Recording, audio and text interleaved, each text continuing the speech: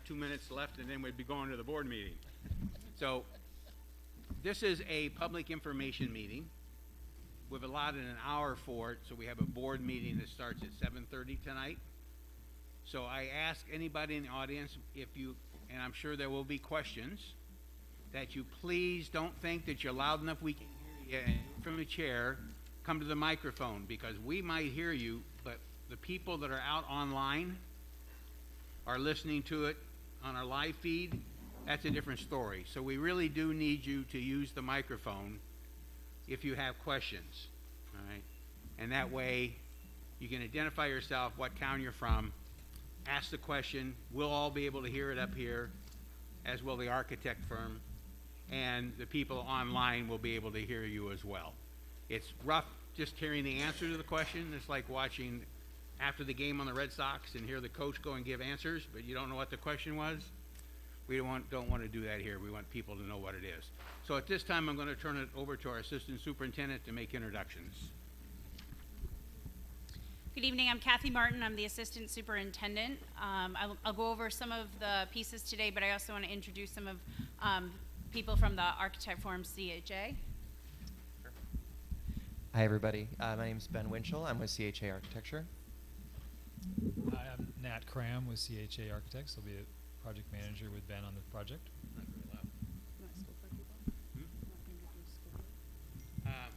We can introduce the school board starting down from the end. Go ahead, Jill, start us off. Jill Bouchard from Litchfield. Scott Fife, Wales. Diane Whalen, Sabatis. Christy Willett, Litchfield. Jen Waterman, Sabatis. I'm Bob English from Wales. Robert Gayton, Sabatis. Joe Fisher, Sabatis. Okay. Okay, so we're here tonight. This is kind of the last of our public forums. We've had 3 other public forums that we have posted. We've kind of truncated them and put them on our website, so feel free to watch those. All the questions from those community forums, we've actually created a FAQ, so you can actually see all the different questions that other people have had from all the 3 different forums. As well as the information that we share tonight will be added tomorrow, okay?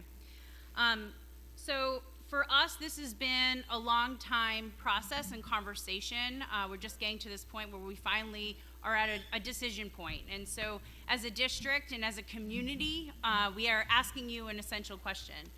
Ultimately, where do you want to put your money? Do you want to put your money into 2 aging buildings, Libby Tozier and Sabatis Primary, or do we want to build a new building that meets the needs of our students now and in for the future? In the previous meetings, we didn't really share numbers. Today, we're going to show some of the money that would cost to update our current buildings, as well as what we're projecting for the new building. So the why for us. And I did share, hopefully you grabbed a brochure. This kind of gives you some of those pieces. But as I said, this has been in the plan for many years. When Oak Hill Middle School was built back in 2009, Yep. it was intended that Sabatis Primary would be closed. It should have been closed about 5 years ago. The intent was to not update and do the maintenance there because it was eventually going to be closed. There was talks about Libby Tozier. When I came to RSU4 in 2014, I was told that both schools would be coming together and we'd be closing the schools. So it's been in talks for a really long time, but now we're at a decision point that we need to decide where we're going to put our money. A big piece for us is we changed and did like a phase 1 this year called a reorganization. So at Libby Tozier this year, we, instead of having it be pre-K 2, Libby Tozier is pre-KK students. So all the pre-K students and all the kindergarten students in all 3 towns go strictly to Libby Tozier. At Sabatis Primary, instead of that being a pre-K 2 building, Sabatis Primary holds all our 1st and 2nd graders. Carrie Ricker this year holds all our 3rd and 4th graders. The intent was at the middle school to create 2 teams, a 5-6 team and a 7-8 team. And that is looking futuristic about how we want to do our teams going forward. This made a huge difference for us of giving an educational experience in our programming for all our students, and we want to continue to do that. Another why for us is the long-term maintenance. We'll go over what the long-term maintenance looks like in each of those two buildings, and if we were to put it up to code. Obviously, another why is going from 3 buildings to 5 has some impacts to our students. There's less transfers from, instead of going 5 transfers in an educational experience, they're only doing 3, and obviously less operational cost. And for us, the design of a middle school is really important. When we're looking at our needs and our wants for the future for our students, you know, our mission is inspiring all students for future success. We're looking at a building that will provide programming for not just now, but for the future.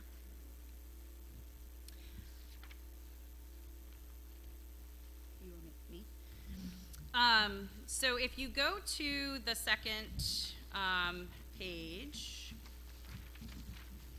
you'll see that you have a page for Libby Tozier, and you also have a page for Sabattis Primary.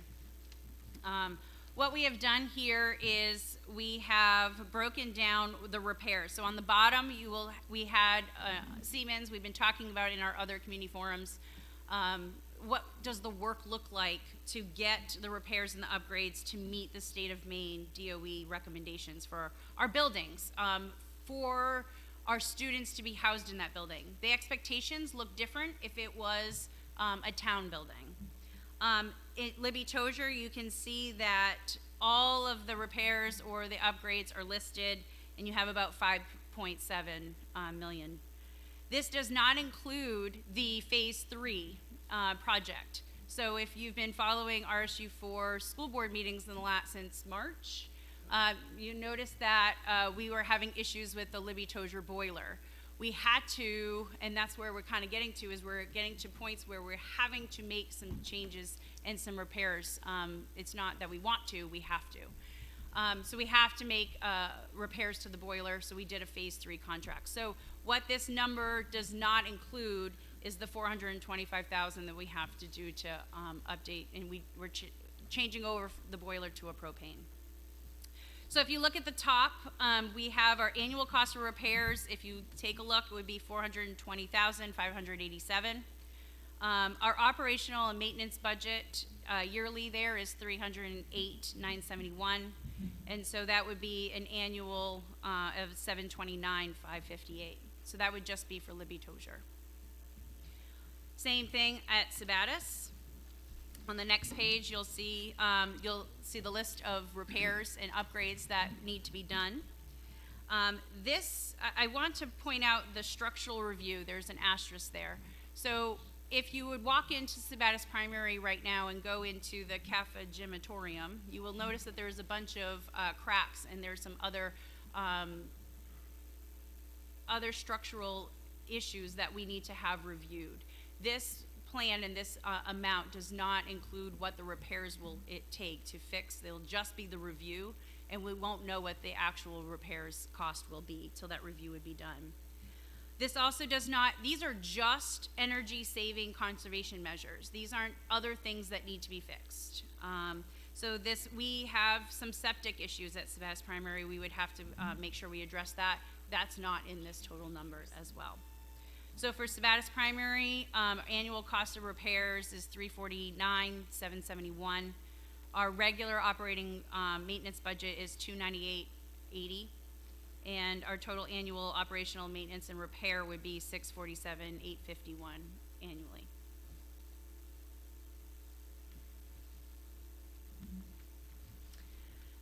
The question comes a lot, is why did we choose the Oak Hill Middle School site? So there's a couple of reasons. One, for us, it's the newest building in the RSU. It has access to public utilities. Oak Hill, as I mentioned before, was built with an addition in mind. However, we are not picking the exact same location of where the addition, but there will be room for growth. But the intention was always to have SPS move over. And it really fits the campus style. So the current Oak Hill Middle School building would house grades 2, 3, and 4, and the new building would house 5 through 8. This would be a campus style where we would stagger the start and end times. So we would have 2, 3, 4 would have a different start and end time, would not be on the same bus as the middle school students.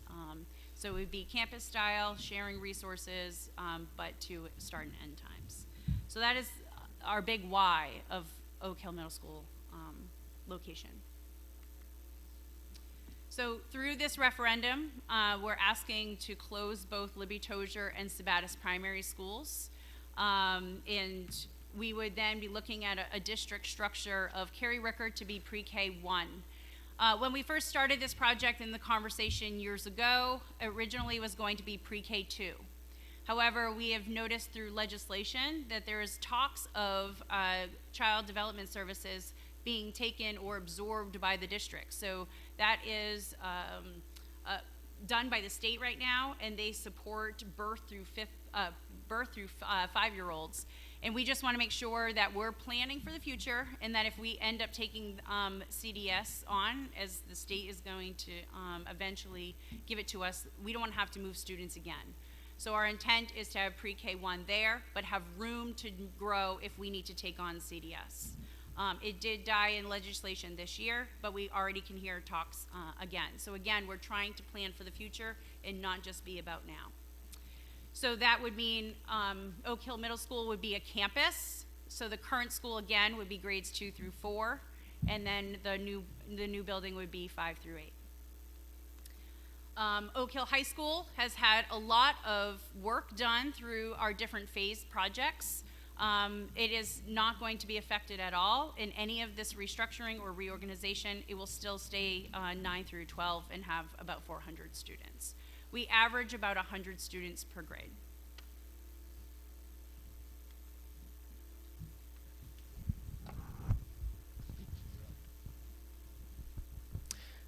I'm going to get up and stand because I'm going to be pointing. Okay, so I'm going to talk a little bit, first of all, thank you all for coming. It's a great turnout. I'm going to talk a little bit about the site plan and the building plans, and then I'll hand it off to my colleague Nat here to talk about the exterior and what the building's going to look like. So many of you may be familiar. This is the existing site plan here. So currently, there's just one point of entry here with the bus loop and then a parent drop-off and staff parking.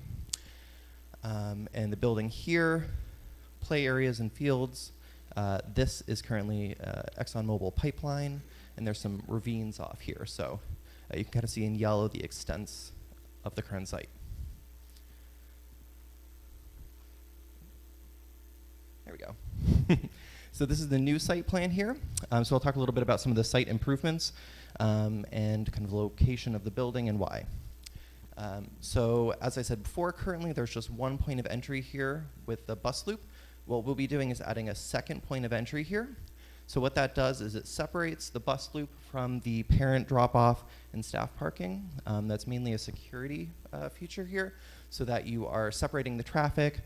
There's less, interaction of students with buses and parent drop-off and vehicles. So there's going to be new entry here, expanded parking, some expanded parent drop-off, and again, the separated bus loop.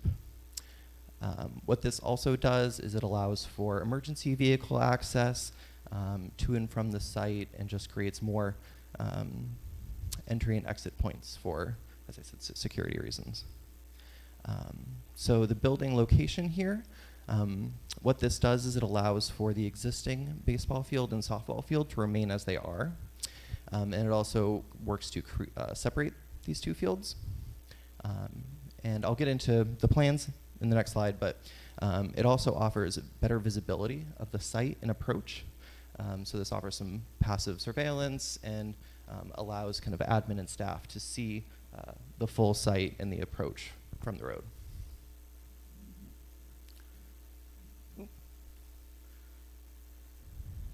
I went too far.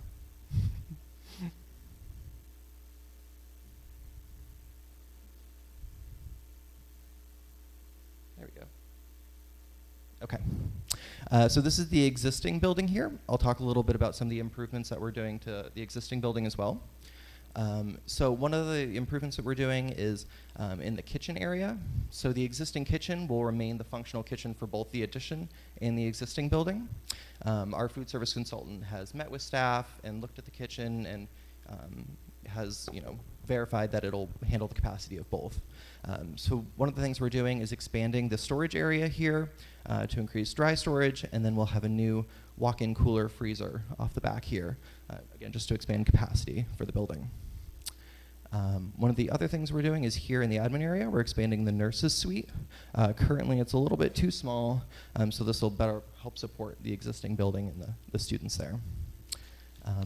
And then lastly, the entire classroom wing here on the first and the second floor will be retrofitted to have both heating and cooling, as the existing building will have it also. It offers parity between the two.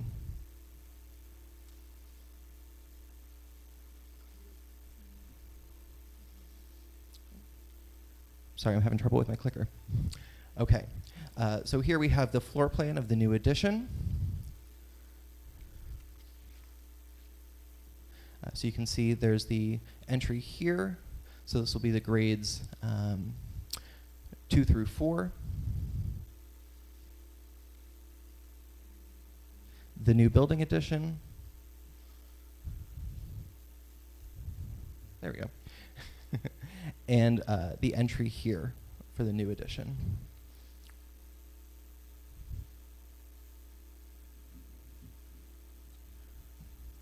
And the second floor here. I'll get into some enlarged plans so you can all see it a little bit better. Okay. So starting here in the new addition, we always have a secure entry vestibule here. So it'll be buzzed in through these doors. There's a transaction window here from admin, and then people are then buzzed into the building. So this allows a control point here at the front of the building. I'd also talked about surveillance of the site. Admin is located right up here, and from this location, they have great visibility of the site and people approaching. Lobby here right off the secure vestibule with access to this multi-purpose room. So this will function as both a PE gym and the cafeteria. And then public restrooms here, located at the end of this corridor. One of the reasons I'm pointing this out is because what we do is separate the public area from the school and the classroom wings. So there's a cross-corridor security door here that'll be locked after hours so that people can still utilize the space, the lobby, and the multi-purpose room after hours without having access to the school. So looking at the classroom wings, the way we've had this organized is we've created these neighborhood classroom model. So we have 5th grade classrooms here, all kind of sharing this core with a science room associated with these classrooms. And then the same here for 6th grade. So this model is on both floors.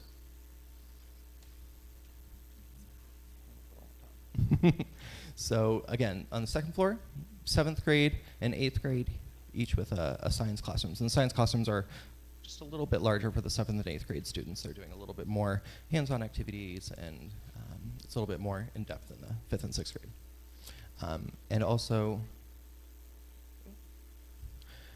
we have the satellite middle school library here as well. So that'll be used by the middle school students and the existing library over in the other school as well for the younger grades. All right, and I'm going to hand it off to Nat again to talk about the exterior. Thank you, Ben.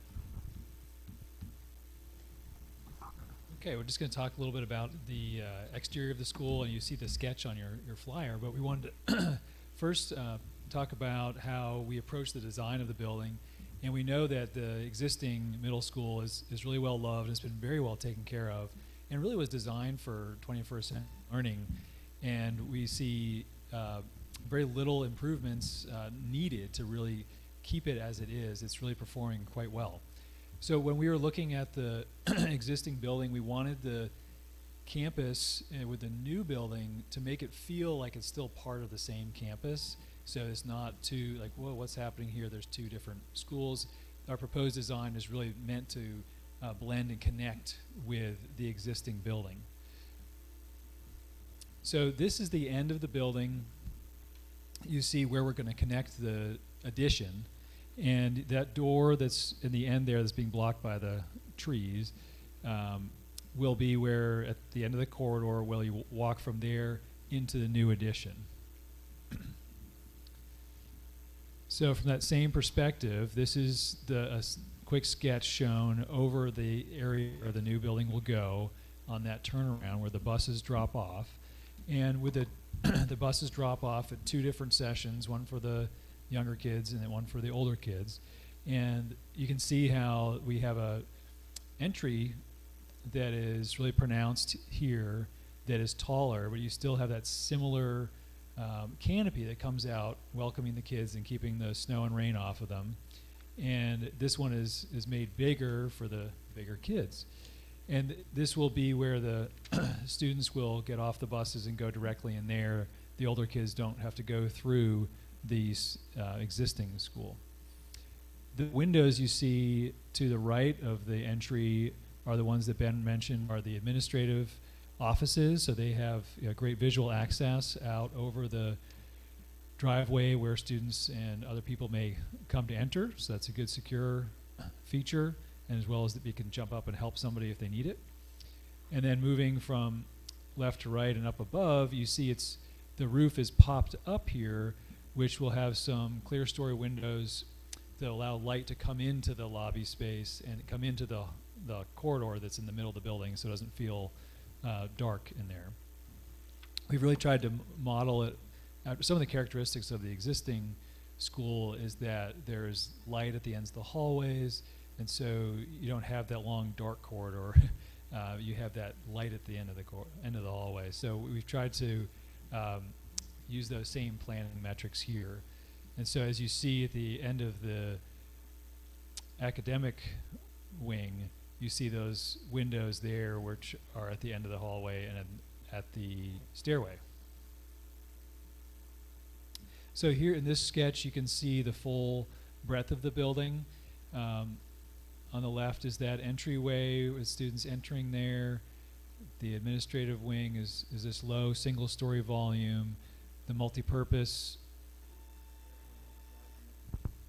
rising up above. And then this is the academic wing here. And you can see how we're using the same type of materials that you have now. We have the red brick, and we have the green is showing where the metal panels are in between, and that kind of breaks up the volume, giving it a nice language to make it connect well with the other building. And then, Kathy, I'm going to pass it off to you to talk about and I exited. Ben can save me.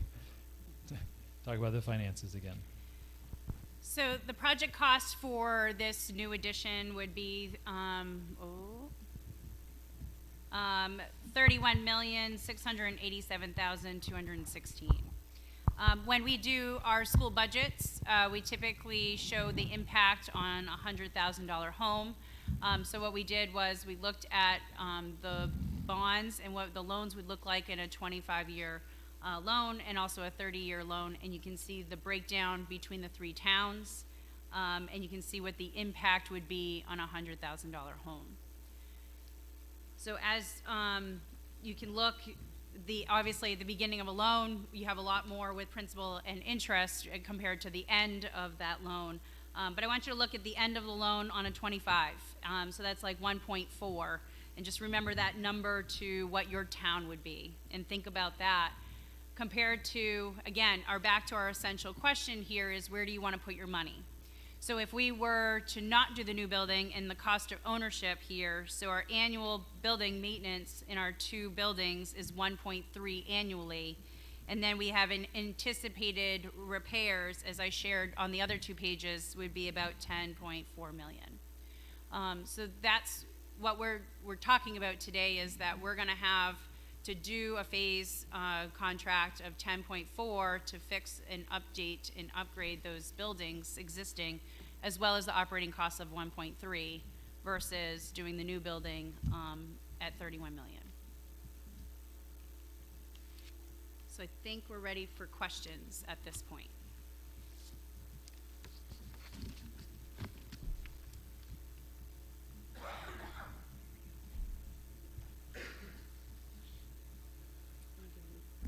I don't know if it's a question, but so much. My name's Larry Gowell.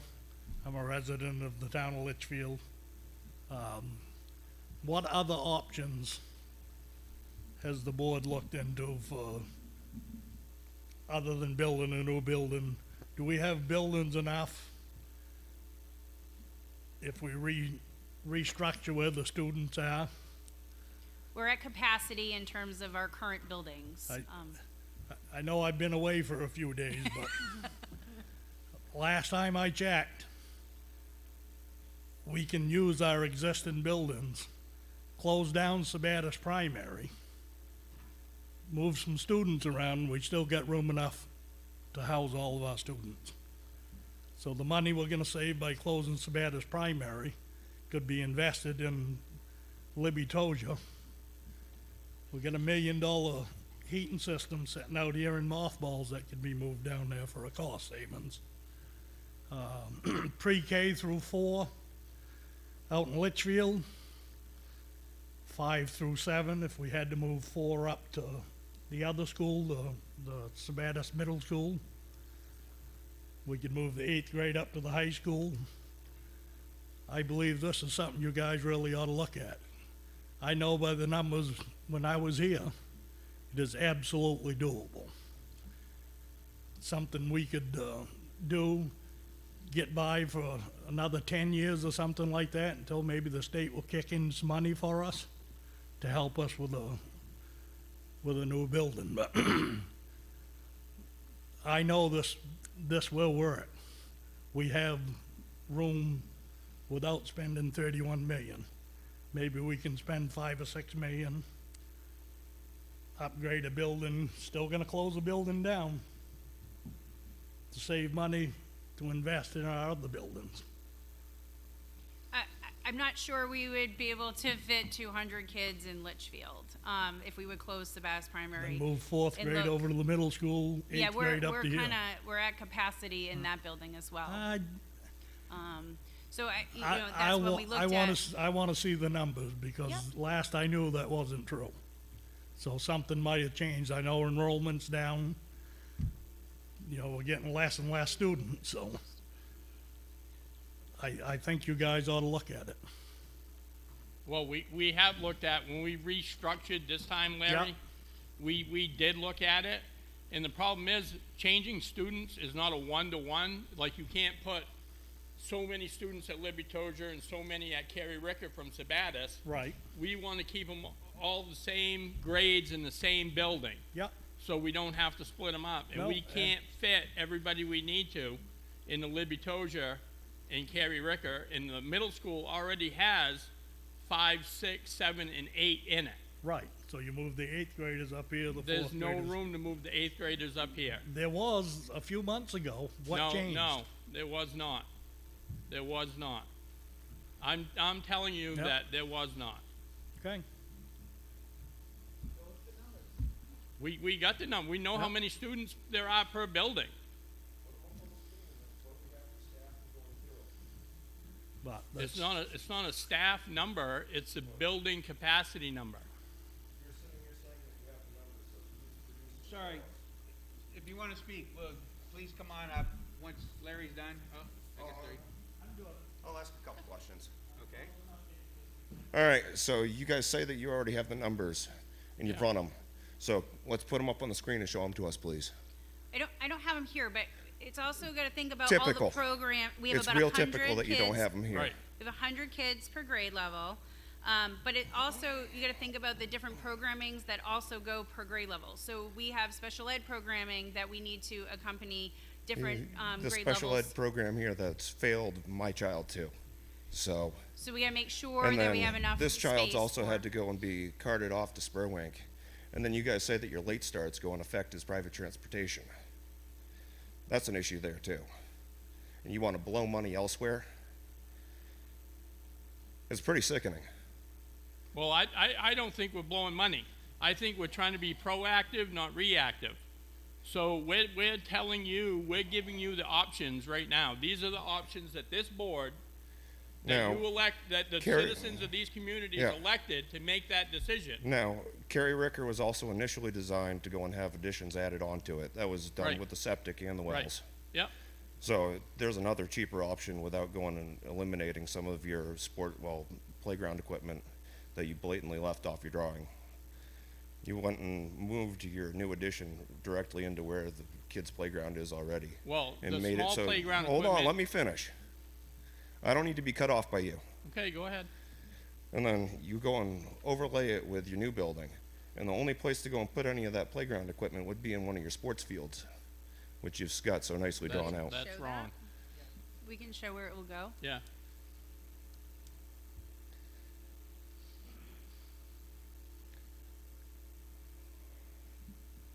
So there is. Yep. Can I just ask you to introduce yourself and tell us what Okay, I'm Stefan Severy. I'm a resident of Litchfield. So I was just going to point out what you see there in the green, those hatches below and above the field, those will be the new soft play areas. So that'll have playground equipment. And there's also a hard play area just above the classroom addition there at the bottom.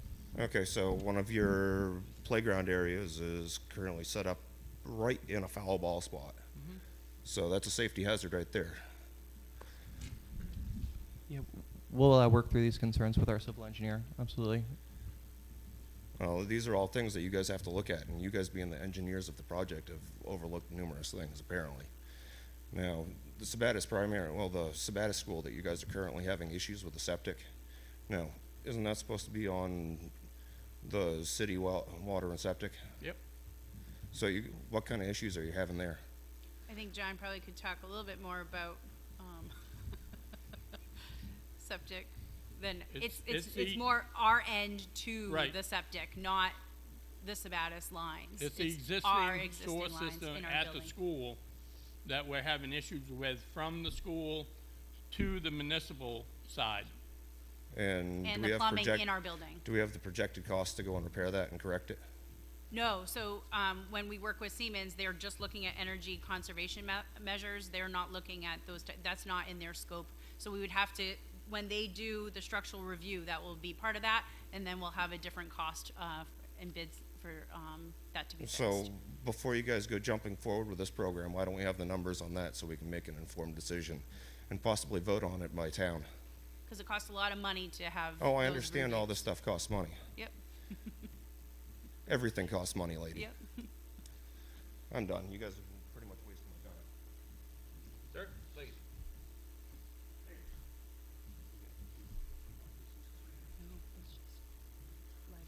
My name's Tom Wood. I'm currently the chairman of the Litchfield Budget Committee. And I have a few prepared questions. I don't know how you want to do this. If I run out of time, give me a hands up or something so I know to step back a minute. First thing I noticed was two entrances to the school. And the last thing I heard from a Litchfield school board member by way of another member of my committee was that security was a big issue. Okay, with the school shootings and the like. If you have 2 ways in, 2 ways out, you're just asking for trouble. You should have, in my opinion, one big entrance so one set of officers could stop that right there on the spot and not have their teams split up. Communications and visual cues being critically important at times of emergency. Do you want answers to each question, Tom? No. Or- Okay, Some questions I do have. okay, Okay, that was an observation. all right. Okay. What percentage interest are you talking about for the bond? 4%, average of about 4%. 4%. Yeah.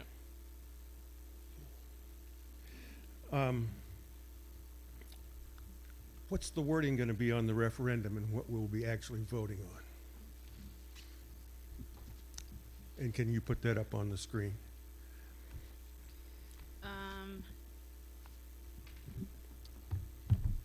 Yep. 1 second. You want to ask your other question while I do that? Okay.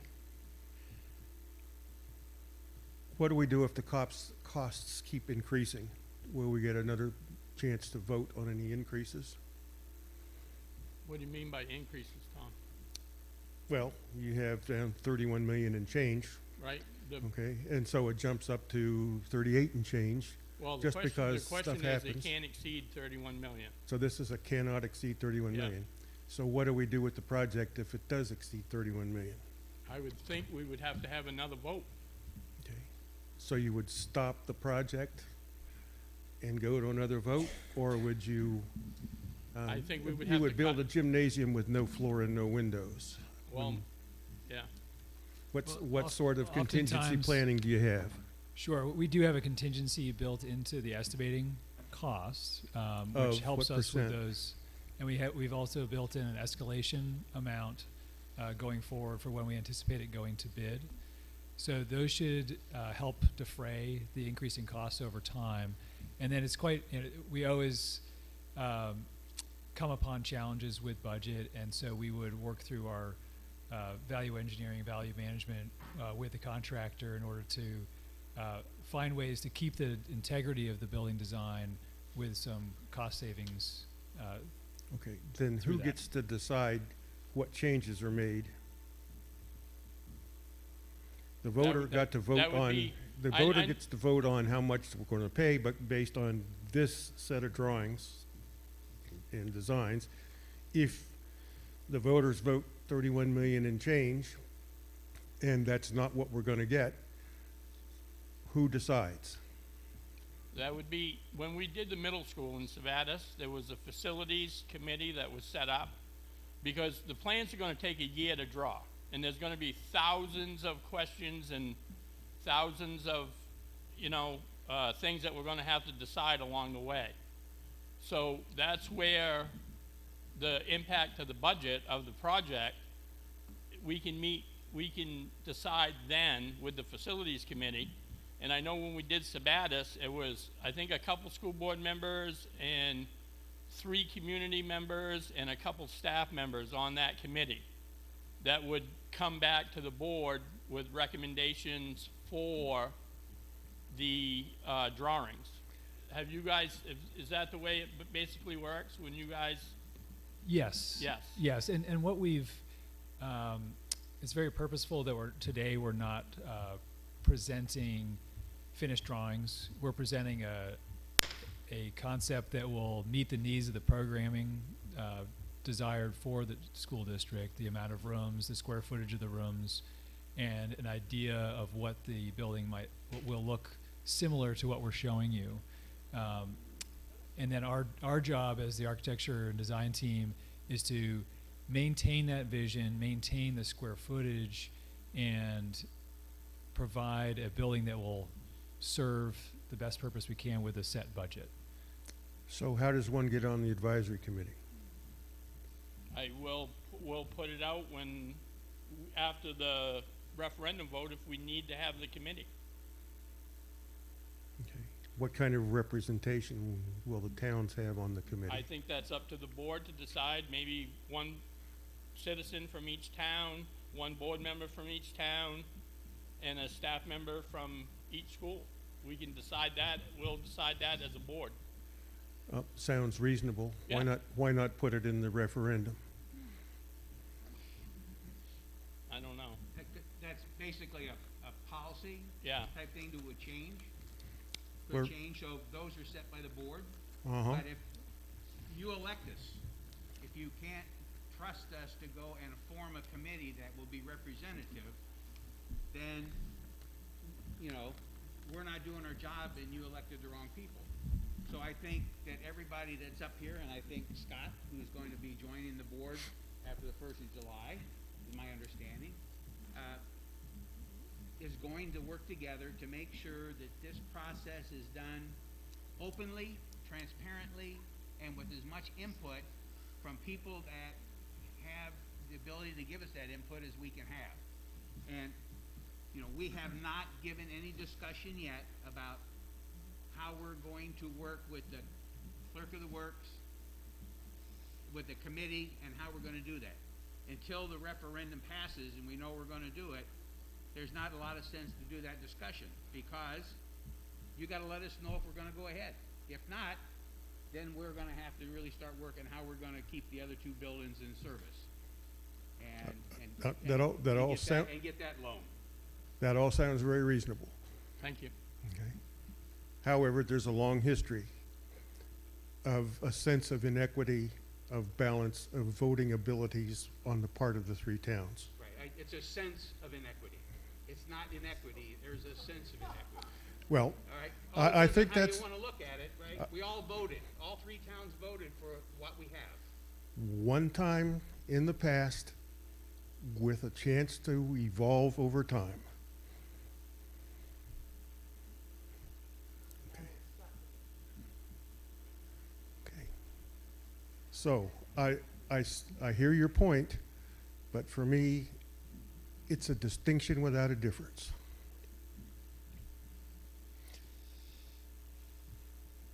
You had an answer. I was just gonna say, the referendum was on the public hearing. Oh, it's posted on our Facebook and website. My computer dongle is not playing nice, but, it is posted, and that is the verbiage, that is on the referendum. Okay. So is this online? It's Yeah. online, and it's also been Yeah. posted in all three towns with the public hearing. Okay, I think it's posted on the front door out here as well. okay. As I leave, can I take that copy since the meeting will be over? No, No, Sharon, No, that's Sharon's gonna need it. That's gotta go- why I gotta asked. get turned in, because it's got signatures. Oh, okay, Yeah. So if you want, if your town clerk wants to give up her copy, okay. that's Tom, probably Or a good his. idea. We can certainly send you a copy of what it looks like, but your town office also has that. Okay, I'd go gender neutral if I were you. Tom, I will email it to you. Thank you.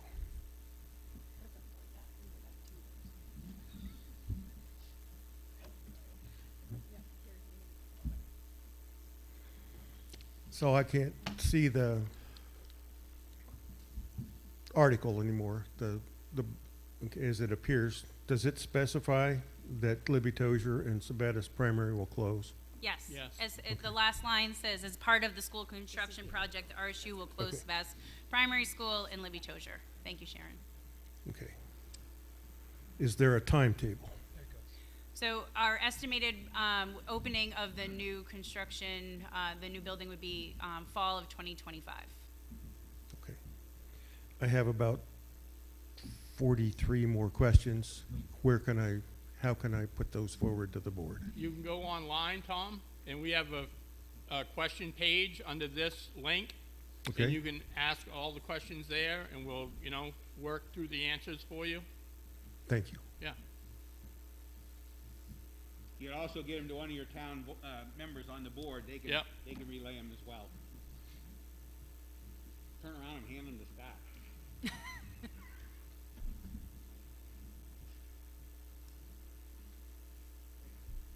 Are there any other questions? Yes, sir. Hi, my name's Larry Bell. I'm also from Litchfield and also part of the Budget Committee. Could we go back to the cost of ownership page? A couple questions there. For the annual building operation, do we have numbers for what the new structure would be? No, not at this time, because, the CHA is working on basic operational energy costs, but Yeah, so the energy cost, we've spoken to our engineers, and we estimate that it'll be about $120,000 a year in energy costs, and assuming that it's all, we're looking at electric systems. Okay. Yes. And maintenance would be negligible for some period of time because it's the new building? Yeah. correct. Okay. And then the anticipated repairs for long-term, do you have a number of years as to what you would consider long-term? 20 I think years. that was 20 years. 20 years? Yeah. Okay. And then one last question, it may be in your frequently asked questions, but why aren't we able to go to get state funding at this point? So, there's a great long list. Currently, this is not because one of our schools burnt down and we don't have room and we got portables. So that list would probably take 20 or more years for us to get on it. And we would probably get pushback every year just because things that happen to schools along the way that have a greater need. So, that's the main reason why that we won't get state funding. Sabattis was able to get it. I think Litchfield was able to get it when you put your new school in.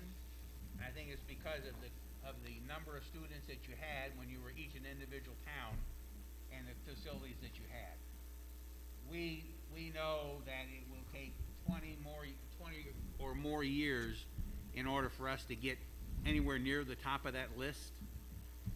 We don't have 20 years to wait to get up there. It'd be nice if we knew we could get it in 3 or 4 years. We can, tap dance that long. To follow up my previous question, if we did the long-term repair for 20 years, could we be put on the list for 20 years from now? It's not guaranteed that we would get it. Because they always prioritize. Be on the list, but maybe not be on the top 10 that would get Yeah. the funding. So, and also remember, this list here is not really anything structural. We'll probably need new roofs at some time over those. I don't think you'll find those on here. This is energy efficiency stuff.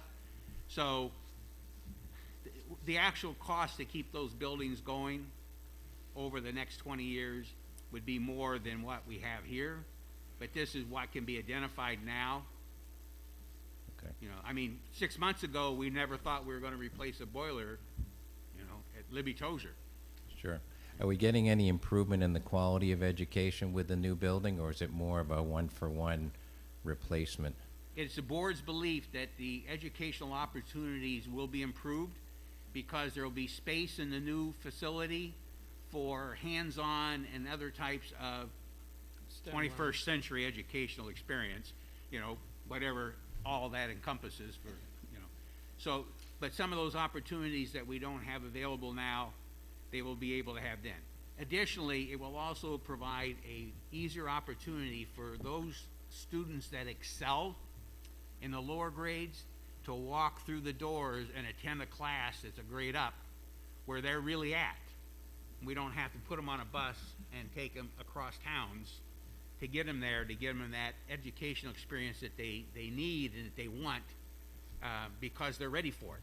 We don't want to hold them back. So, and also the reverse, for a student that needs some more support that's in, 5th grade but really needs 4th grade math or something, we will have that ability to do that. So I believe, and as long as I've been on this board, I've pushed this education. We got to do a better job. We got to forget about grade levels so much and let's where students are and teach them there. And this will allow us to do that better at that grade span. Okay. And also environmentally, better water, better air control, better air quality, all of the things that we've kind of learned through the pandemic. We would have new technology that would guarantee more air exchange and all of those things. And Robbie, go for it, because that's your area of expertise. What's that? I said go for it, that's your area of Oh, expertise. well, as far as like the air handlers, they run more efficiently. They transfer air from the building to outside, taking inside air better. We have city water in Sabattis, and that's not an issue, especially now with lead in the pipes. We're having a big issue right now. We're going to run into an issue at Libby Tozier and probably Carrie Ricker, and we might run into an incident in Carrie Ricker with PFAS, So we don't know. We have to start that testing program this year, right, Jonathan? So we have to start testing our water annually every year, and I can't even imagine what it would cost to change all the water piping in a building like Libby Tozier, let alone one like Carrie Ricker that's as old as it is. So those are the things that we're going to have to start monitoring. And we don't have those issues in Sabattis because it's connected to municipal water, municipal sewer. Sure. Okay, great. Thank you. Thank you. Yes, ma'am.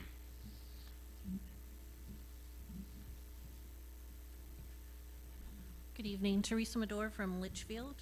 The recommendations for Libby Tozier and Sabattis primary that equal the $10 million plus that need to be done for the state of Maine for energy conservation. Are every one of these items required by the state of Maine, or is this just to improve conservation? For instance, paving at each of the schools of $275,000. And some of these things, can't the state help with these repairs in a way if you're upgrading a system that's needed, whether it's air or lead pipes? Can the state help?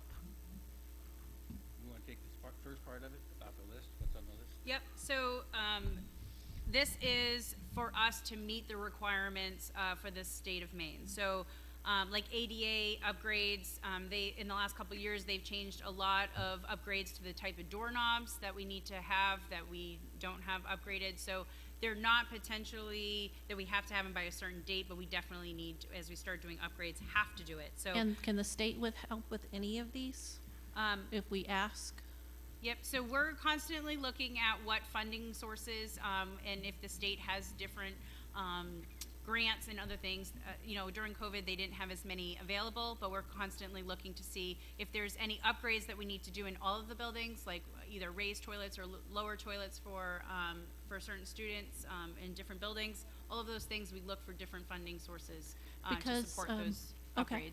upgrades. Like here at Oak Hill High School, it was said at one of the meetings, this is my third meeting, that the roof was Yep. helped paid for by the state, some of it, a part Yeah, of it? at the Yep, time, about at the time, the state had revolving renovation fund that they put money in, and they kind of stopped that during when COVID started. So some of that money might be coming back, and we can use it as far as like renovations we might have to do to the middle school. But we're not sure, and we won't know until we start doing it and apply for it. Okay. And it is competitive. Yeah. So just because we apply doesn't mean that we will be selected as one of the recipients. Okay, but like lead in the pipes, that might be something? Right, that might be something that it could Because apply it's to. urgent, you know, Yep. that there are Correct. kids, we have to bring in water at Libby Sure. Tozer and such. Right. At another meeting I attended, it was said that the cost of all of the planning, architectural firm holding the August 9th voting, was paid for from COVID funds. Can you tell me how much we've spent on all of this study and the final number, what it'll be? Yeah, I don't have that at my fingertips, but it's something we can put in the frequently asked questions. Okay, because I know I think it was the last meeting I attended to, some of those questions I asked did not end up in the frequently Yep, asked questions. we're still working on it because we were just finalizing numbers for tonight. Okay, and I didn't see the video from the one I attended at, was it Kerry Ricker, I believe? Yeah. Yeah, so the Kerry Ricker had a buzz over it, so all the audio, we Okay, didn't because there post were that. some questions that I posed on behalf of Litchfield residents, and I would like to see Absolutely. answers to those, Yep. if you could do that. So, the number you'll give in the fax? So those COVID funds went towards this, The architect piece, Yep. yes. okay, and the voting on August 9th and The such? voting is part of the bond. Part of the bond, yeah. Oh, okay. Part of the bond, the 31 million? Yes. Yeah. So the voting is paid out of that, and if it doesn't pass? It's part of the package, if we need to, yes. Okay, thank you. Lady, behind you, Tom?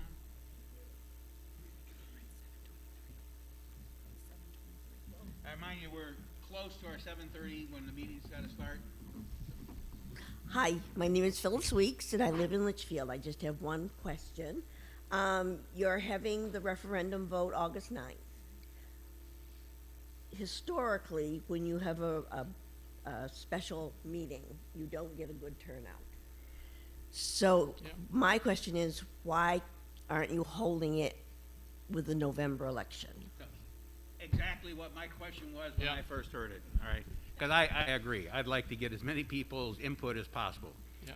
It has to do with the timeline. So if the bond gets approved on August 9th, work can start, we can hit the bond bank for the next time the bonds go out, otherwise it could be delayed up to 6 months before the bonds get issued again, so they all get combined into one great big bond that the state puts out. They only do that a couple of times a year. If the architects don't have the go-ahead until November, then some of the site work that could start earlier would have to be put off and done during winter months when it costs much more to do site work or groundwork in the winter than it does when the ground's not froze and people aren't so cold. But- So it's really an economical decision and the timeline so that we don't have to wait until maybe a whole year later before the school could open, even though we only delayed the vote But wouldn't it be worth it to get everybody's input? You're gonna have a lot more people turn out, because it's a gubernatorial election, and you're probably gonna get a handful of the real feelings of both towns, I would think. So that was my question. I just wondered why it couldn't be extended like 3 months to really get Right. what the people want. It Thank you. was a timing to get the bond and get the groundwork started. Thank you. Okay, at this time, we have just 5 minutes before we have to call the other meeting in order. So if you have one that can be dispatched very quickly, then please come on up. Otherwise, we have a new person. And then this will be the last one we'll be able to take, I believe. Really, comments more so than questions. I appreciate all the work that you do. The school district here educated from Litchfield to Oak Hill High School 7 of our 11 children. The teachers were wonderful. The school board was wonderful. But that was a time in the past. The teachers are still wonderful. The school board is still wonderful. But I'm getting really to the increase in cost. Years ago, when we had to vote to give up to combine with RSU, we were told that our price of running our schools would go down. I was not in favor of giving up the Litchfield schools. I felt that our schools were a great asset to us in Litchfield and the taxpayers. 80% of our taxes went to support our schools, and I really wanted to keep our school children in our schools in Litchfield. Of course, the vote went the other way, so I supported it. Now, one comment I want to make. If we took control of our schools again in Litchfield, and I know some towns have done this, and ran them as we did before we combined with RSU, I feel this would be cost-effective for the Litchfield citizens. All right, ma'am, so we're running out. Okay, can I have 3 more minutes? No, not 3. You got about 1 minute. Okay, According to so my 2 really, minutes. I am concerned about the cost at this time, 31 million, and I don't have to stand here and lecture you about the increase in inflation, heating oil. You can go down 197 and you can see heating oil is $5.39 a gallon. I don't have to tell you what gas costs. I was listening to a letter from a farmer that said what is going to happen to groceries next year because farmers produce a year in advance. All right, ma'am, you need to wrap it up. What is on the market now is so expensive. Next year, it's going to go up exponentially. They expect eggs to be $12 a dozen, and that's not unthinkable. So right now, in the bottom line, and I understand what you're saying, sir, I have to be quiet, is that I think $31 million right now added to the taxpayer base that we have to pay is just a bad idea. And All right, I thank you will for your comments. Okay. All right, appreciate it. So I thank you all for coming out tonight. If you have more questions, please submit them, as it was mentioned. You can do it online. You can send an email to your board representative. I'm sorry, sir. We have published the start of our board meeting for 7:30.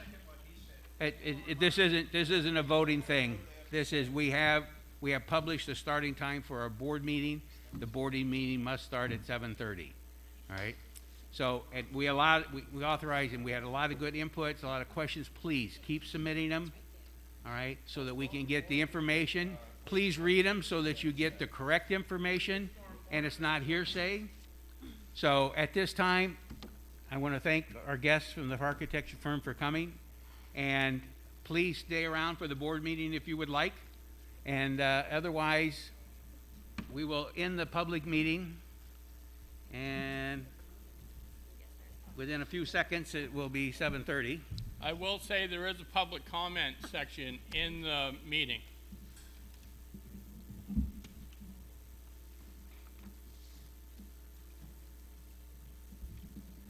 Okay. guys can go. Thank you. Thank you.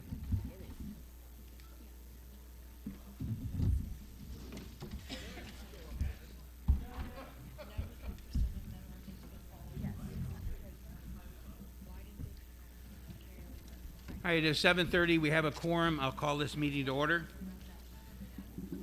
At this time, I'd ask everybody to rise for the Pledge of Allegiance to our flag.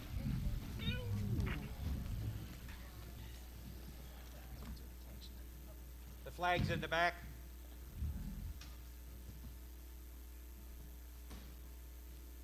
I pledge allegiance to the flag of the United States of America and to the republic for which it stands, one nation, under God, indivisible, with liberty and justice for all.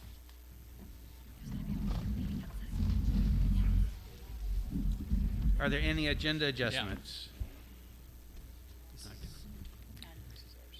No agenda adjustments. Consideration of the minutes. Entertain a motion to approve the minutes of the June 8th, 2022 Board of Directors meeting. So moved. Seconded. Been moved and seconded. Corrections, comments? Yes. Please, I can't hear you, so if you use your mic, please. Yes. On, I believe it's section 8 of the minutes for the June 8th. Under CAI Technology Committee, although we love Norma Jean, I was the one who reported all of that information, so that needs to be changed, please. All right. And if we're getting nitpicky, 7.2 was moved by me, seconded by Robbie. 7.2?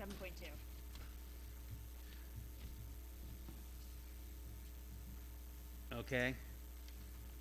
Any others?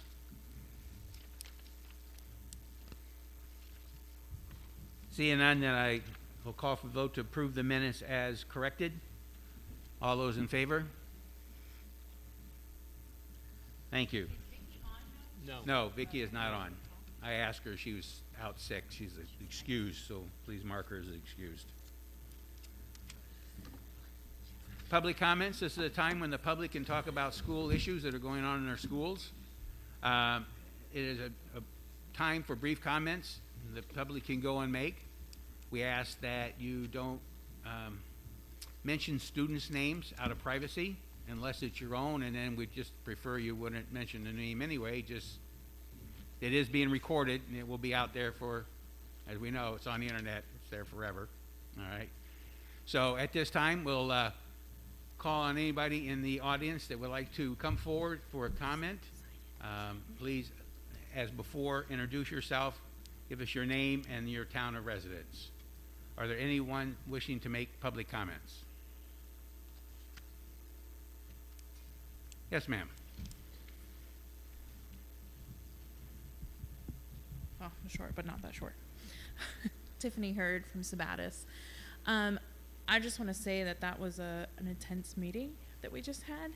And I also want to say that in the fall, when the talk about the new building came about, and I know it's been longer than that, but that's the first that I had heard of it, I was dead set against it.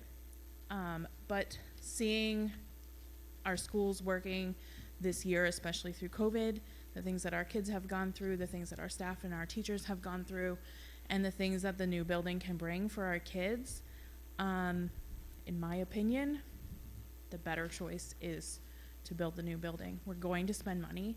Our kids' education is worth the money.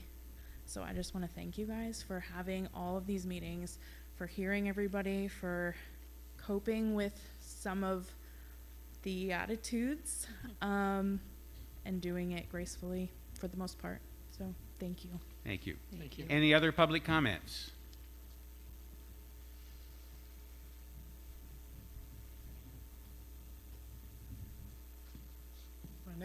My name is Richard Lane from from Litchfield.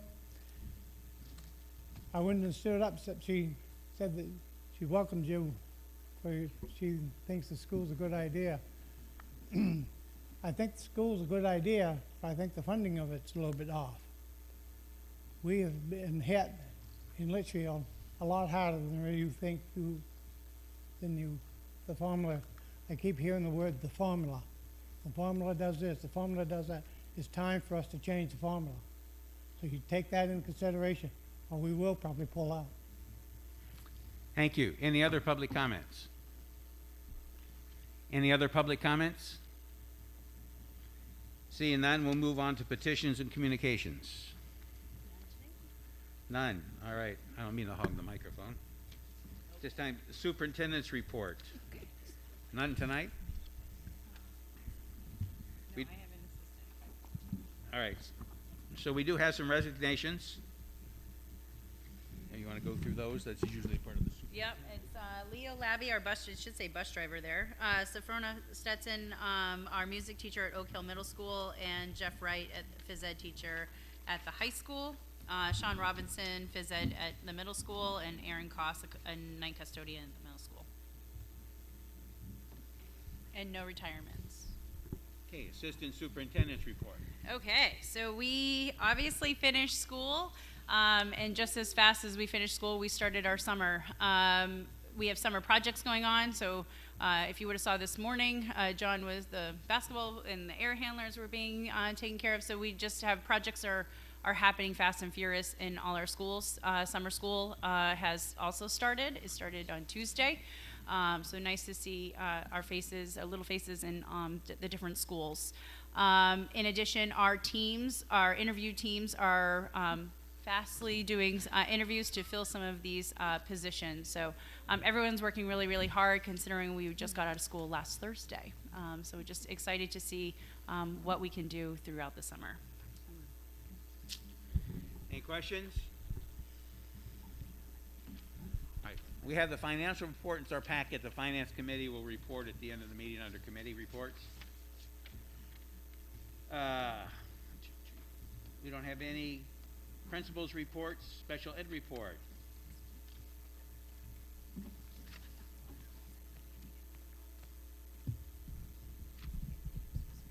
So good evening, everyone. Thanks for your time. I just wanted to talk about a meeting that Marco Aliberti and school counselors at Oak Hill High School and I had recently after learning through Department of Education that we would have an opportunity to partner with Voc Rehab and Goodwill Industries for an opportunity for our high school kids. If you're not familiar with Voc Rehab, it's a division under Department of Labor for people with disabilities so that they can find jobs and sustain being in the workforce. So currently we have, through our federal funding, our local entitlement, we've had a contract with Work Opportunities Unlimited, which is an independent organization started by a man who was originally with Voc Rehab. So he has a son with a disability. He's very, very passionate about all of this. So Jill Hastings before me had started that as one of the projects in the grant, and it's been a good thing. But hearing this from Voc Rehab recently when we met, I think it's going to be a better opportunity for our high school kids. One thing, it doesn't cost anything. That's not the reason we're doing it, but that certainly is a benefit. It's not a cost to the district at all. It will consist of a class. It will start with a class that has a curriculum at Oak Hill High. Marco and I were really excited about it. I think the students will be able to earn credit for that class. Students will be able to take it once a week. It's open to primarily sophomores, but mostly juniors and seniors. So we're kind of excited about that. It will meet, like I said, once or twice a week. If you're a junior or senior, it possibly could meet twice a week because of the rotating schedule at Oak Hill High. 10 kids maximum would be in that class. As I said, it would have a curriculum, but one of the exciting things about it is at the end of the semester, it culminates with a real work experience for kids. Again, during the school day, they would be able to go out in the community, have a job that they have spent the whole semester learning how to be on the job, exploring what they want to do. I think it's going to be a really good thing for our kids. So they asked us to submit names, maybe 10 to 20 students who would be candidates for this. So teachers and 504 case managers have submitted those names to me. It doesn't have to be just students with IEPs. It can be students who are under Section 504 as well, meaning they have a disability, but they don't need especially design instruction. They just need obstacles removed for them. This class will probably start at the end of September, beginning of October. This summer, we're hoping to hold a parent night, or Voc Rehab and Goodwill will do that together to help parents with all the forms and all the information to talk about their children, what their aspirations are for their kids. I think it's going to partner with parents a lot more than our other contract did. And down the road, which I was not aware of, Voc Rehab can actually pay for post-secondary education for kids, for college credit. So I think that's pretty exciting news. So I really just wanted to talk about that a little bit. Kids with the more severe cognitive challenges can also access it's called VR Boot Camp. They'll be able to access that as well. Probably not until their later years, maybe more like senior, and those kids who are going to get extra years anyway. But once they graduate, they will not be able to do anything with Voc Rehab in terms of the boot camp, but they still could do Voc Rehab as an organization through Department of Labor. So I just wanted to talk about that. I think we're really excited about it. I don't want to speak for Marco, but we were both pretty pumped, as were the school counselors and all that. And then I just wanted to mention, yes, extended school year has started. Again, kudos to Kathy Martin for letting us be part of the RISE programming for kids who have maintenance needs over the summer, not just in academics, but primarily in the structure and routine of classrooms. The RISE classrooms have been a wonderful opportunity for those kids to meet their ESY hours. So thanks, Kathy, on that one. And that's all I've got. Any questions? Okay, thank you, everyone. All right, thank you, Nancy. Technology report, Norma Jean.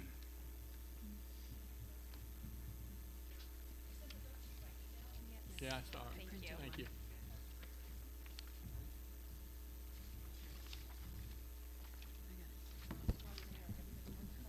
There you go. Make sure a copy of this gets attached to the minutes. I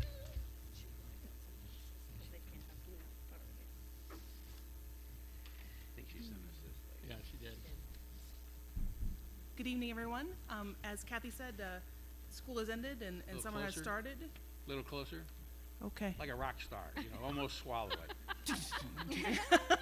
Hopefully my husband isn't watching that. That's okay. So like Kathy said, school has ended, summer has started, so our summer projects are fast and furious already. Power School training is underway. And our iPads for MLTI 2, which we're going to be bringing our 6th grade on board with those. Those arrived right in the middle of training in summer style. That's just how it works. But on the report, there's a little bit of an update and some pictures for you of the kids that participated in the MLTI 2.0 student conference. And then some pictures of our teachers, hard at work, and Amy Tyler, which is our tech at the middle school last year, who took care of everything, blocked everything needed for the conference, and really did a great job with that. And so, like I said, the iPads arrived today right during training. And then Ben had forwarded me some information about a couple of his teachers who participated in that PD but are also going to a training later this month. And what is coming into their classroom from going to that training is impressive. So there's a link on there, but it's a 3D printer, an entire cart with a bunch of tools. I mean, it's amazing. So and Jessica Buck and Aaron Reynolds are both participating. And so we had our nurse training last week. School was out, nurses were in training immediately. And they train on Friday as well. We had our secretaries and quite a bit of our administrators training today on Power School and yesterday. So a day and a half training for each one of them, and it was exhausting. So any of us that were in the training, we're done today. It's a lot to take in a short amount of time, but we're in full swing. So we're doing great. Any questions for me? Awesome job. Thank you. Adult Ed Athletic Report, Mr. Palmer.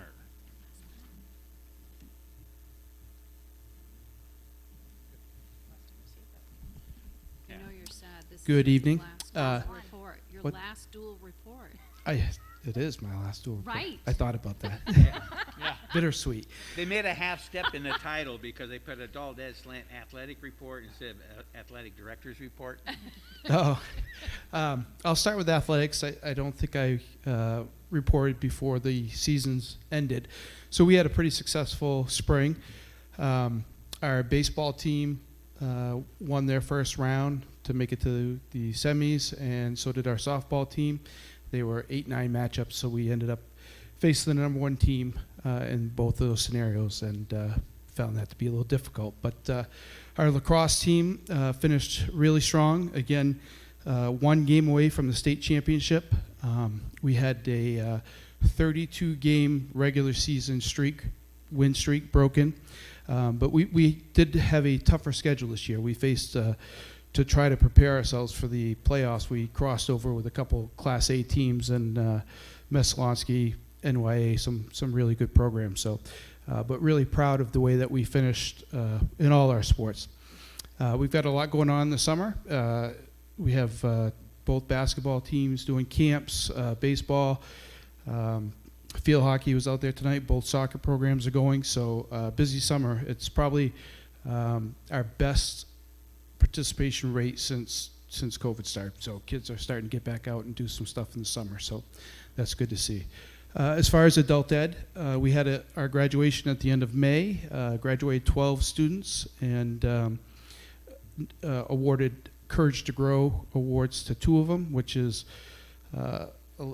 it's not as big a deal now, but it used to be a free class at CMMC, but now they're offering free classes all the time. So, but it is a nice award for 2 of our students. During the summer, I'm working on producing the brochure for fall, trying to drum up some new classes for the fall, and we are testing by appointment throughout the summer for HiSET and CASAS, which is another test that we do. So. But that's it, unless there's any questions. I'll thank you for your double duty over these years. Thank you. Like I said, bittersweet. I'm a passionate athletic guy, and I will still be around at a lot of the events, but thank you for the support over the last 11 years in that role. Okay, thank you. 11 years. Wow. Thank you, sir. Operations Director.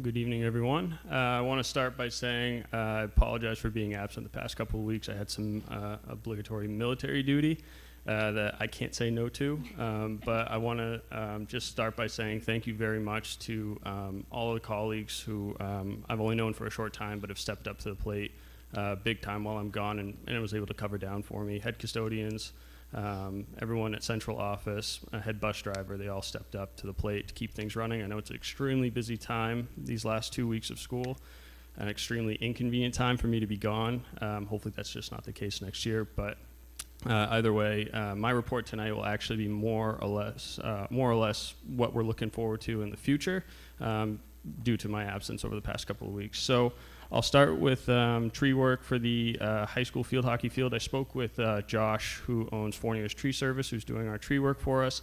Unfortunately, he had some setbacks in equipment and project delays, so he's actually looking to start the week of July 11th. Still looks like a 4 to 5 day project to clear all those trees. And so he'll start the week of the 11th.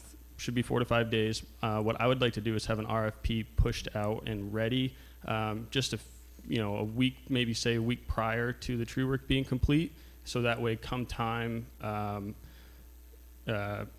people want to come out and do a site visit for the RFP, the trees will actually already be cleared and we can get a much better picture of what we're looking at. And I think if we do it now and the trees are still there, it'll be harder for excavators and earthwork contractors to give us an accurate representation of what they could do for us.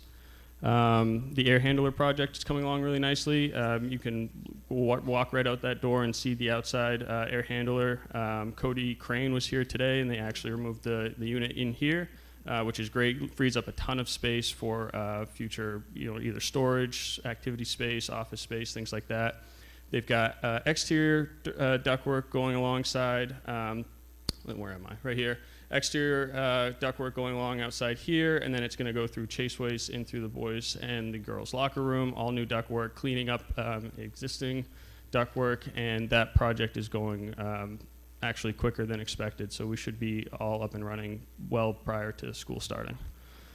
The high school kitchen floor project starting July 5th. So that, for those who don't know, the kitchen floor here at the high school is overdue to be redone. It actually didn't officially fail the state inspection, but it will, from the inspector's mouth, will fail next year. Plan for it, budget it, get it done now.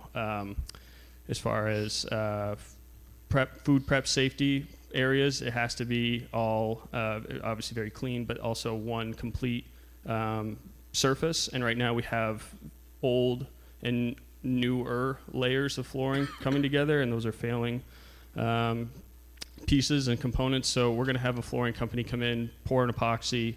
That'll be from pulling equipment out, kitchen equipment out, to actually putting the kitchen equipment back in and being operational. That'll be about a 2-week project. So again, getting this taken care of in the summer, so we have no delays in the fall for when school starts. Touching on some water testing. So PFAS testing was conducted at Libby Tozier and Carrie Ricker. Those are the only 2 schools that we have to do, or we're responsible for PFAS testing because we're on a well there. The other 3 schools, the middle school, the high school, Sabattis Primary, the PFAS testing is at the district, the water district level. So if they have an issue, it's them to handle it. So we're only doing it at 2 schools. I'm happy to report that Libby Tozier passed their PFAS testing. Carrie Ricker's, the test kit from the state was found to be faulty. So they have to retest. They're retesting on Friday.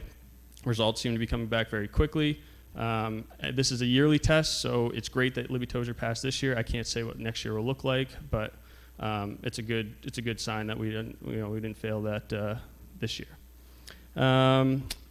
Switching gears a little bit, we received actually a couple hours ago a proposal from Dirigo Safety in regards to emergency response management and school safety. So our plan is for Dirigo Safety to look at our schools and our emergency action plans, tell us what we're doing really well, tell us some things that we're not doing well, and then ultimately give us a grade, give us an assessment, and say, here's what you could be doing, and here's how that training would look like, so we can be as safe and proactive and not reactive. So I haven't, they sent it to us maybe hours ago, so I haven't had a chance to fully go through the proposal. That's something that Kathy and I and some other coworkers will go and look through, ask lots of questions. I did get an email back though from them, and as far as timeline looks, they can have the assessment of all 5 schools done middle of July, actually conducted middle of July. It'll take 1 day to do Libby Tozier, Carrie Ricker, Sabattis Primary. It'll take 1 other day to do the middle school and the high school. And then no later than middle of August, they can have all of basically their assessment and training platform and program in place, and then we can proceed with which direction we want to go in with them. As far as the transportation side of things go, state mileage reporting for the Department of Education opens July 1st. In a nutshell, the state requires you to report all of your district vehicle mileage. That's including the pickup trucks, the vans, all the buses, of course. We have to break them down actually by regular school runs, field trips, conferences, things like that, which we'll do a pretty good job with this year. However, I'd like to see next year, and we're already implementing those as of July 1, is having better mileage reporting to break it down by those certain kinds of trips, so that way we can have better accurate reporting for the Department of Education. So I've already got some forms and some SOPs looking to be put in place for July 1. They're super easy to fill out for the bus drivers, super easy for anyone who wants to use the vans or the pickup trucks. And then that'll just ultimately make my life easier with reporting to the state, but then it also is a good way to track vehicle maintenance and repairs. So we're not, again, being reactive, we can be proactive. And then lastly, continued one-on-one training with what we have for a new software called Route Finder for bus routing. So we're still, and correct me if I'm wrong, Norma Jean, we're still kind of in a crawl phase with that. We're using the software right now for our summer school runs, a much smaller sample size, allowing for us to make adjustments as necessary. But we're already, starting next week, going to be building the runs for Session 2 and Session 3. We have one-on-one training with Route Finder specialists who can help us with those, and then ultimately the goal is to be fluent with the software so we can actually use it for the school year coming up. And what that allows us to do is make the most efficient runs, and then also see within a couple minutes of when a drop-off or pickup time is. I get that question a lot from parents. Hey, what time is the bus getting here? What time? And of course, we have all those things like weather and construction that can delay that. But on a normal day, I can say, hey, little Johnny should be out at 6:45 because the bus should be passing at 6:50, something of that nature. So, future summer projects. ADA door here at the high school, that's required of us to do, but we have the funding to do that, and that's something that we're going to look to do before the start of the school year. Middle school steamer and the Sabattis primary steamer, looking again to get those things done this summer. Sabattis primary steamer is going to be very close to the end of summer, only because of how long it's taking to get that steamer. That was put on order a month and a half ago, I believe now. Again, PMs across all food equipment in the district, trying to get those all taken care of over the summer so we don't have any issues, or maybe less issues during the school year. Again, being proactive, not reactive. And then finally, we're doing some aerial lift training with 2 head custodians. It's required that all employees who are using these aerial lifts are properly trained, and by having the training done only for Jay, who's the head custodian here at the high school, and Deb, who is a head custodian for both Sabattis primary and the middle school, they can then be certified as trainers to train all of our other employees, both current and future. That'll help us a little bit with the cost savings. We pay for it once now. They can train and certify people in the future. Any questions? Yes, Jill. With the Dirigo safety, is local law enforcement included in the plan that they will present to us? I don't know. So Dirigo, just for a little bit of background, Dirigo safety is basically all either retired or just prior Maine law enforcement. So they were either retired from Maine State Police or county or local, or they have just since moved on and now are doing this. The representative who's going to actually do the walkthroughs, I don't know if they're currently in the police force or not, but those are all questions that we can certainly ask. So I know in talking with Sabattis PD today, they have used Dirigo safety as part of their training, and they use it, for not only their training but also making programs. And so Megan's very comfortable. Megan Brown, our SRO, is very comfortable with using Dirigo safety, and she will be part of that process of looking over the plan, looking at the training, and being part of that. So they're familiar with the company, which is one of the reasons why we went that direction, but Sabattis PD has used them for many years. And again, in the coming days, we're going to look through that proposal. I just got it like 2 hours ago, so I haven't actually had a chance to read through it fully. Scott, you have a question? You just look like you did. You probably don't know the answer, but in your opinion, would you say it's fair to say that they may have a plan for us to go through with at the beginning of the school year?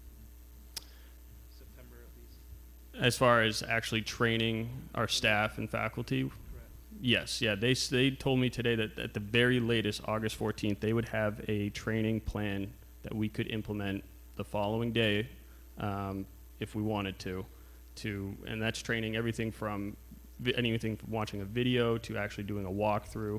And what I like about Dirigo Safety and talking with their representatives is that they'll do it school by school, because we know that the student population, age group, and then the layout of the building and the surroundings of the building is different for each school. So we're not going to have the exact same plan here at the high school as we are at, say, Libby Tozier or Sabattis Primary. So they're going to individualize it per school based on all those things that I just talked about. So again, I'm really excited about working with them.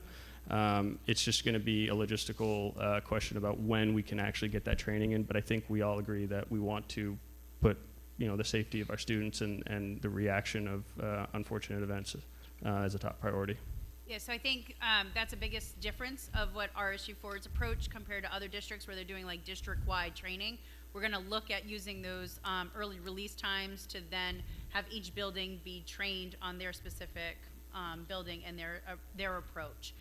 So that's why we're saying we'll get that plan in August. The A team will meet, make a plan, and so at the beginning of the year, when we have contractual people working again, that we can train them and have it started. And this isn't just active shooter. This is natural disaster. This is, God forbid, we had a fuel truck spill over, and we had to evacuate the school. I mean, they cover, I mean, I know active shooter is the big one we think about, but they cover things that we don't normally think about that when the time comes, if something were to actually happen, we'd have a plan in place for it.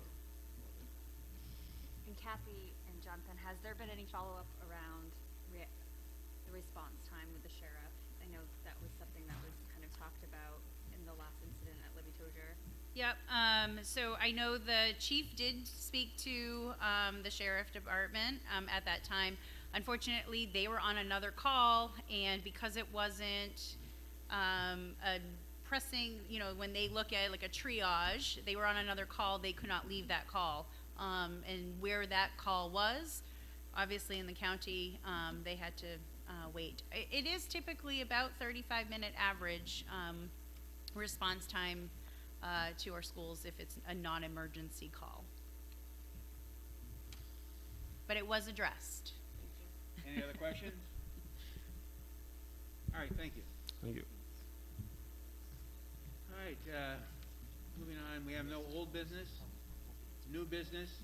I'll entertain a motion to approve that the computation and declaration of votes dated and attached here to be, and it is hereby approved, and further that the computation and declaration of votes be entered upon the records of Regional School Unit Number 4, the regional school unit, and further that a certified copy of the computation and declaration of votes be sent to each municipal clerk with the regional school unit to be handed out at meeting. So moved. Second. Been moved and seconded. Discussion. My name does not appear on that top page, so I did not sign the top page. Okay. My name is also spelled incorrectly on one of the pages.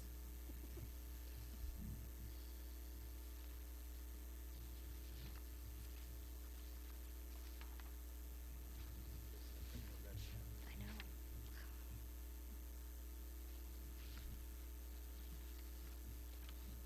Okay. So, any other discussion?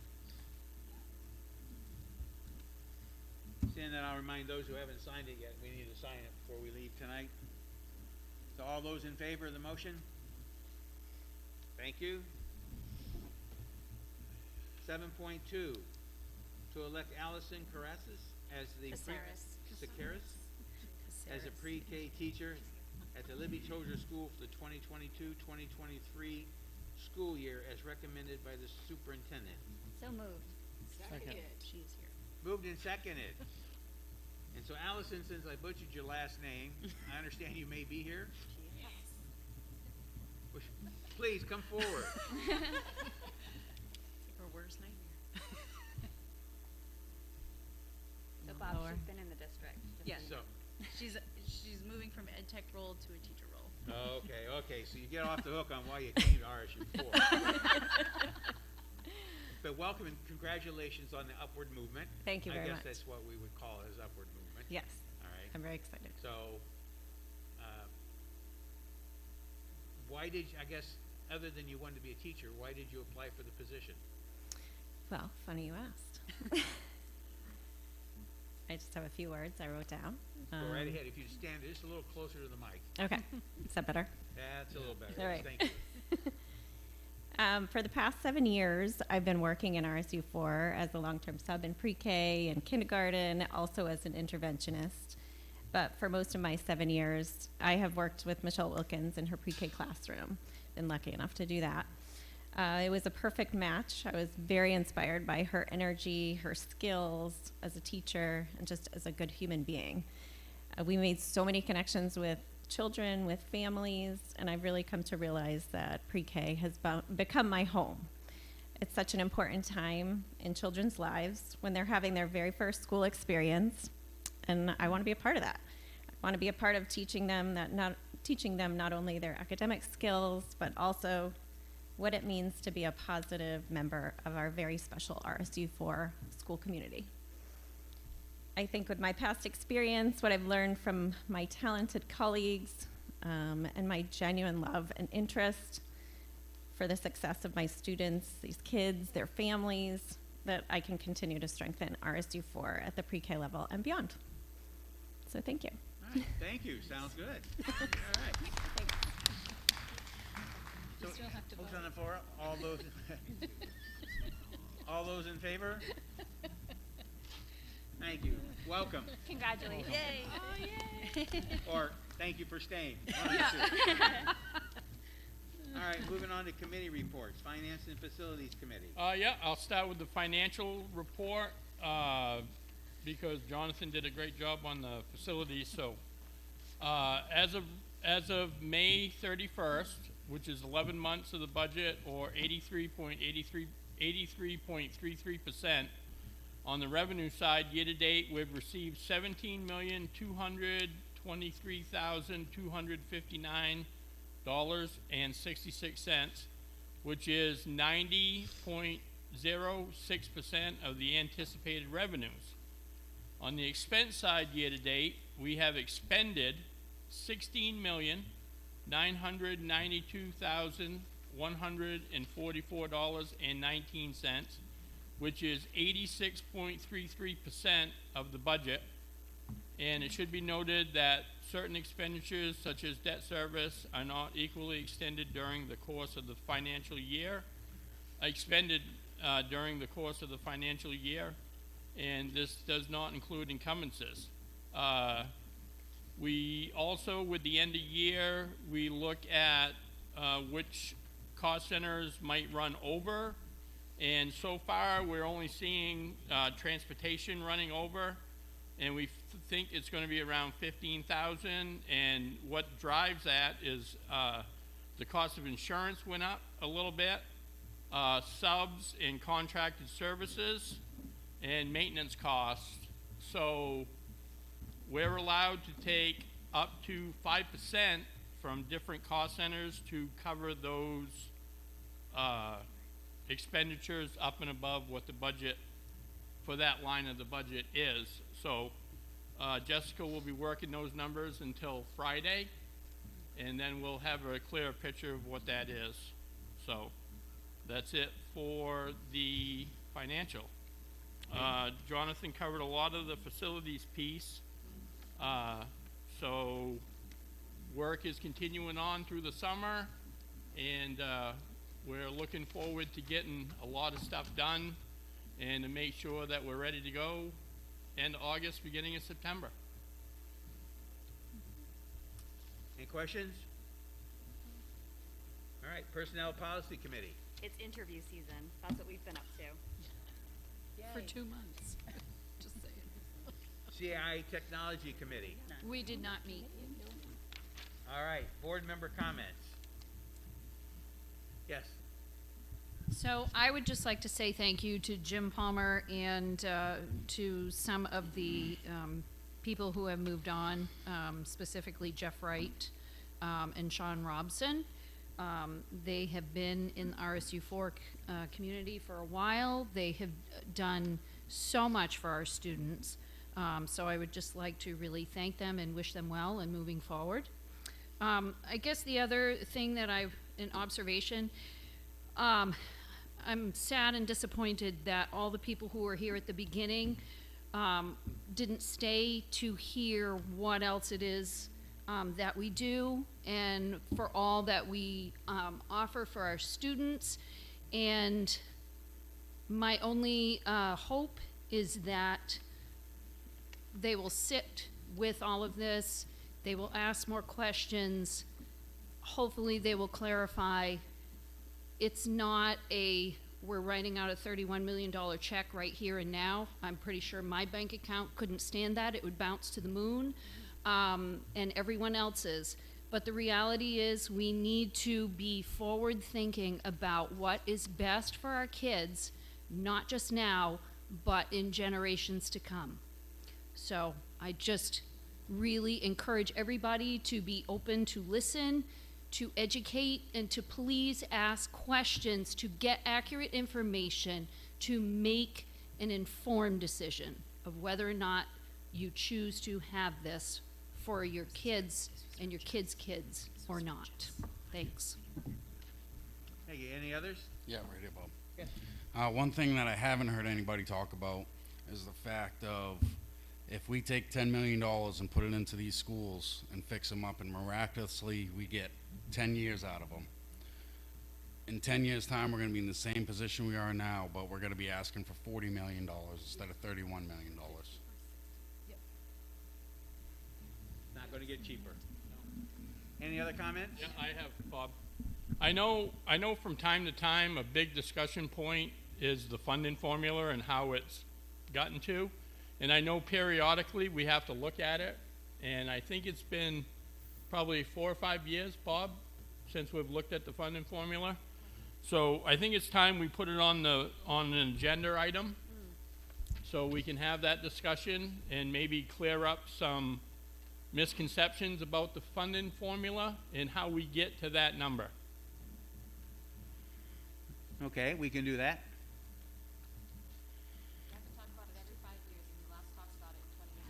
Yeah. So it's almost time.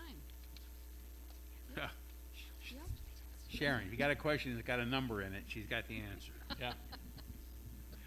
So I would be open to having that discussion at the board level so we can get that information out there again. So probably not the August business meeting, but probably September. Yep. And then whoever's chair at that time can take care of it. All right? Are there any other questions? All right, so I'll close with my comments. Is I want to thank everybody to come up. I want to thank all those that were here earlier for coming. Sorry that we couldn't get to all the questions or comments, but we did have a set time. It was notified at the beginning of the public meeting what our time limit was, and we just had to stick to that. For those who are out there listening and watching, if you have questions, please submit them. Get them to our superintendent's office. Get them to me. My address is robert.english@rsu4.org, and or whoever your representative is on the board. Get them to them so they can get forwarded. They can be responded to with as accurate as information as we can possibly have, and it won't be incorrect information. And I heard a couple of things that I know to be incorrect because I was on the formulating committee at the RSU. So there was some information that was put out that was not correct. But I wasn't going to get into that. I'm not going to get into now. We just need to make sure that the correct information gets out and get as much support as we can at our August bond meeting, because it will make a difference in the educational opportunity of the students of all 3 towns. It will be an improvement for them, and it will cost less money in the long haul. So, you know, short-term thinking is never going to get cheaper in the long run. So we have to look at what it's going to cost us in the long term. So are there any other comments? I'm going to verify with Sharon once again. Is absentee ballot voting for this available? Yes. So, July 11th, you said? Okay, so you heard it here. For all 3 towns, if you are on vacation, because I know that in hands-off period for high school students, that's when families like to be able to take their vacation, and the voting is during that time. Go to your town office and request an absentee ballot starting July 11th if you are going to be on vacation or unable to vote. So please get the information, pass it along to people, and go vote. Okay. One more thing, Bob. Kathy, can you remind us what we're going to be doing between now and the referendum for information? So we have a few things that we're going to continue to put all of the information on the website. So there is an Oak Hill Middle School new construction page and all the FAQs there. The link to ask us questions is on that. The documents that were shared tonight will, I think, are already posted. Yep.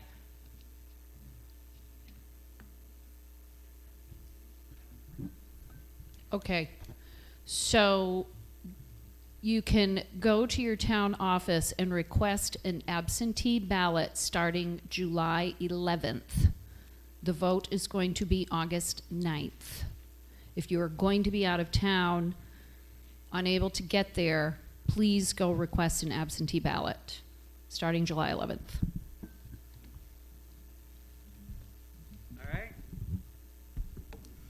Any other comments? Kathy's got to finish. Sorry. Kathy's got to finish? He wants Yeah. me to finish my statement. Oh. Because Zoom cut out. Oh. So Katie Grondin will be joining us after July 1st, and we will have a plan to go to the communities, open our doors so that people can see our buildings, ask the questions that they have, and we'll also take the video that is like an hour and a half, and we'll shrink it down for about a minute and do a voiceover so that we can push that out. So it's smaller information that we can share on social media and some of our normal ways that we communicate with our families. Okay. All business on the agenda having been taken care of, no further action. Without objection, I will declare this meeting